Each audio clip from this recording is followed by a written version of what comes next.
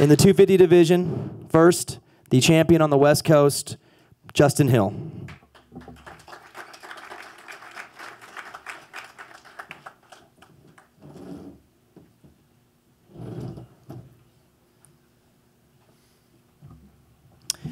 And in the 250 East division, Zach Osborne.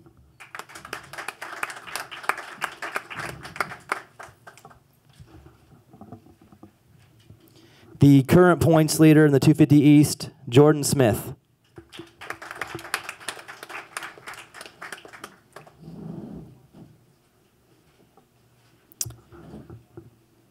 Also in the 250 East division, Joey Savatgy.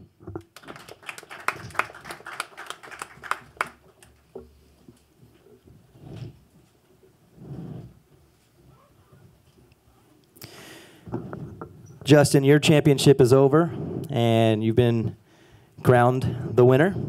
But tonight you have, or tomorrow night you have an individual race where you'll be racing against 3 guys that are all fighting for a championship. What is your plan on how to attack that race and stay out of a championship, but also handle personal goals? You know, I don't really have a plan. I'm just gonna do what I do, which is racing. Like now that the pressure's off, that's nice because you know you don't have as much to think about. But it's kind of a weird deal because either your pressure's off and you ride good, or you're hungry like these guys are and you ride good. So it's kind of a toss-up. It's going to be interesting for the fans having one coast done and one not done, and it's just going to be a bit of a mix-up. I'm excited about it. This question is for Zach, Jordon, and Joey. One race playoff is what it is. It's 1 point separating the 3 of you. Comes down to one 15-minute plus 1 lap main event. How do you approach that race? How was this week preparing for that? And overall, what's your thoughts on one race playoff? I mean, it's a dream situation for the fans. It's definitely sort of high pressure for us, but at the same time, there's no pressure. It's there's no math to be done or whatever. You just have to go out and do your best. I mean, there's a chance that I won't be a champion tomorrow night, but I'm not a champion today. So I'm not trying to defend or protect anything at this point. I'm just going out there to give my 100% and know that when the checkered flag falls tomorrow night that I will have done that and put in a good season. I'm pretty excited about it. I mean, you know, didn't really expect to be in this position starting the year, but I knew I could be, and now to be in it, it's a pretty awesome feeling showing up here with the red plate. And yeah, I mean, like you said, there's not really much pressure on me. Since most people didn't really expect me to be in this position in the first place. So I'm just going to go out there and have fun tomorrow and do what I can and see what happens. I think it's probably, I guess, best case scenario to winner take all in Vegas. I feel like it's a little ironic, but you know, it works out. It's like they said, there's no more math involved. You know, it's a winner takes all, or you know, whoever finishes the best out of all of us. So it's I'm good. I'm excited for it. I'm definitely hungry and got some things to prove, not only to other people, but mainly to myself. You know, I felt like we've been good this year. Just a lot of little mistakes that have put us in positions where we shouldn't have been in. But it all comes down to one race, and in Vegas, what other place would you want to do it at? So.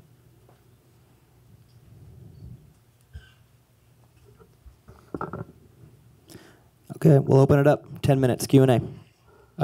Jason Wygant, Racer X. For all 3 of you East guys, it's obviously a totally different type of track and soil than you were normally racing in the East. So can all 3 of you address how this may or may not help you compared to, say, last week's race, which was a totally different type of soil? I mean, it's obviously something that we haven't really raced on this whole season. So, I mean, it's pretty level playing field for all intents and purposes. I feel comfortable with my skills kind of on all surfaces, and I've tried to pride myself on being a well-rounded rider my whole career, and I feel like that no matter what's thrown at me, I'll be okay. So I'm looking forward to the conditions, no matter what they are, and yeah, it should be fun. Yeah, for me, growing up on the East Coast is not necessarily ideal conditions for me a couple years ago, but I've spent some time in California since I went pro testing and stuff, and we've had plenty of time on tracks like this, and you know it's a football stadium, so the layout's pretty consistent with what we've been riding on this year. So yeah, I'm looking forward to it. I think it's a good track. We got to ride a little bit in press today, and yeah, I think it suits me good and ready to ride. It's another dirt bike track. Obviously, the soil is different, and every weekend's different. But you know, you try to be good at everything. So you know, it's a little bit different. I don't think strategy really changes at all. Obviously, there's gonna be a little bit more throttle control involved, and got to be a little bit more maybe patient later in the night when you know we start to lose the track and it gets hard packed. Is what I'm assuming it's going to be like. So it's going to be interesting, but you know, one weekend to another, it's our job to adapt and to be good on both. So Jordon Smith, you've been pro for a few years, and by far, obviously, best year so far now. And I know it's usually really small things sometimes that can make the difference between somebody who doesn't even really get noticed and somebody who's actually winning and, you know, contending for a championship. Can you talk about what it was for you specifically, the difference between what it was, you know, how you were doing before with your former team and now? Yeah, this is my first year with the Troy Lee Designs Red Bull KTM team, and you know, I can't thank them enough. They you know, welcomed me, and I adapted to the bike and to the team really well, and you know, everyone on the team would get along good, and we have fun together at the races, and you know, it's just been a great year for me and the team, and you know, getting to work with all the guys that are on the team every weekend is really good, and the bike's really good. You know, KTM's done an amazing job with the bike, and I just feel really comfortable every weekend, and you know, feel confident whenever coming into the races. So you know, I've kept everything as far as my training and stuff down at MTF the same as the past couple years. So yeah, the biggest thing was just the team and being comfortable with everyone and comfortable with the bike, and it's paid off.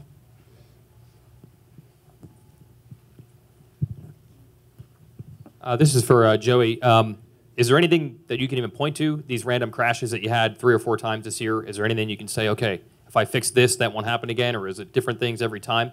Do you even know what necessarily happened? Yeah, I'm human. Unfortunately, I just happened to make, you know, a few more mistakes this year than I have in the past, and that's about it, man. There's nothing really to read into too far. You know, the smallest error at this level is, you know, the difference between staying up and crashing. So it's definitely been unfortunate. Like I said, we've put ourselves in positions where we shouldn't have been and where I would have liked to not have been. But, you know, we're only human, and you got to learn and build from it, you know.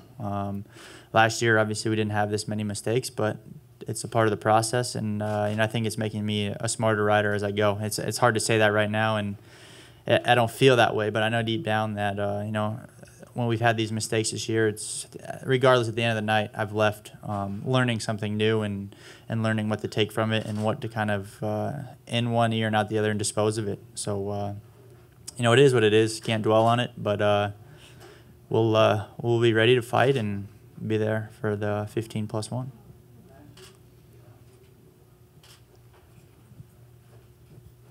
Kristen Slack, Motocross Performance Magazine. This question's for Jordon and Zach. Both of you came into this season not having yet won a Supercross race, and now both of you are title contenders. Was there, I mean, of course, each year in each season you go out with the goal of the best results possible, but was there a specific point where you realized, hey, I have a legitimate shot at becoming a champion? Yeah, I mean, for me, I came into the season well prepared and on a new program with Alden and the guys at the Baker's Factory, and I felt like my chances were good from the first get-go in Minneapolis. I mean, I've had 4 wins this season, and I just feel like I've been really solid the whole time. And even in Detroit, whenever I only scored 3 points, I still felt like it was, you know, somewhat alive. And yeah, I mean, here we are in Vegas with a legitimate shot at it. So either way, I'm grateful to be in this position, and it's a position that I've worked my whole life to be in. So no matter the case, I'm going to enjoy this time and, yeah, try to remain in an attitude of gratitude and just keep plugging away. Yeah, I mean, for me, I came into the season with a goal of winning some races, you know, and being as consistent as I could. And I started out the season really good at Minneapolis, and then had a couple kind of rough races after that. And then I kind of got back on track and got a podium and then won 2 races in a row. And, you know, I mean, that for me, that was whenever Zach kind of had the bad race at Detroit, and that kind of put me back into the points. And then I won in St. Louis, and then I was, you know, right there, and I knew that I had a legitimate shot to, you know, to be able to win, you know. And but I felt good all year with the team, and I felt good in the off season, and felt really confident. So it's not a huge surprise to me, but just ready for it. Michael Antonovich with Trans World Motocross. This is for Zach, Jordon, and Joey. All 3 of you guys have a title shot. We've recapped that so many times, but unfortunately, only one of you guys will leave with the title tomorrow. For, say you don't win, what would be the highlight of your season? Is it a race win, a come-from-behind performance, just a night that you put everything together when the odds were against you? For me, last weekend I started like, I don't know, 12th or worse, and to come back and win was pretty good. I've felt like I've made gains with my confidence and just my overall program this year. And yeah, so for me, definitely the New York race would be the highlight of my season so far. For me, I mean, Detroit with my first win is, you know, obviously going to be one of the highlights, and also with how intense the racing was there. I mean, there's 4 of us battling and going back and forth the whole race, and you know, that was a lot of fun to me to be able to be in a race like that, battling for a win, and for it to be my first one just made it that much better. So Detroit's got to be my highlight.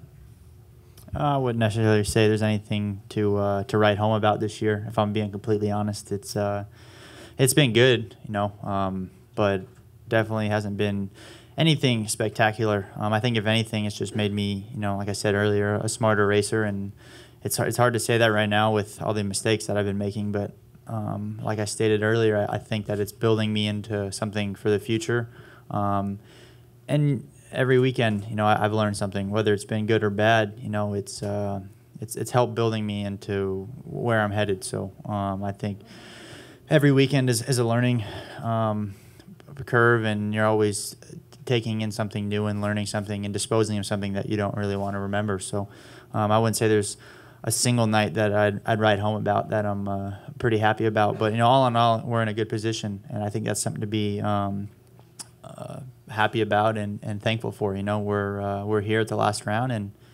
we're going to give it our all. Steve Geberson with Vital MX. Coming into the last race, it's a combined East-West. You guys are battling for points, but you could have some West guys mixed in between you. Any thoughts on that format? Yeah, it's either going to hurt you or help you. So I think we saw last year, it was obviously a little bit different circumstances, but with the coast being combined, it worked to my favor. Obviously not enough, but definitely worked more towards my favor than if there wasn't another coast out there with another group of good dudes. So it's going to be interesting. You know, there's a lot of people out there that aren't in the points that want to make a statement, you know, so it's not like people are going to be pulling over and letting us fly by any means. So it's definitely going to be a dogfight. But like I said, it can either help us or hurt us. We won't know that until tomorrow night.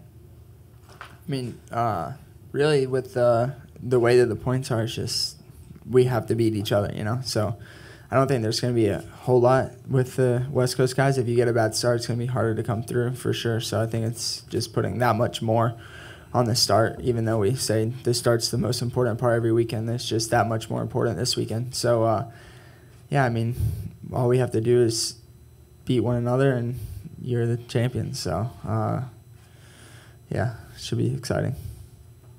I mean, for me, personally, I would much rather go sort of head-to-head with the guys that I've raced all season. But like they said, it adds something else, and just more emphasis on doing your own thing and getting a good start. So that's going to be my plan. All right, guys. Thank you. That doesn't mean anything to me. I just want to race. It's over.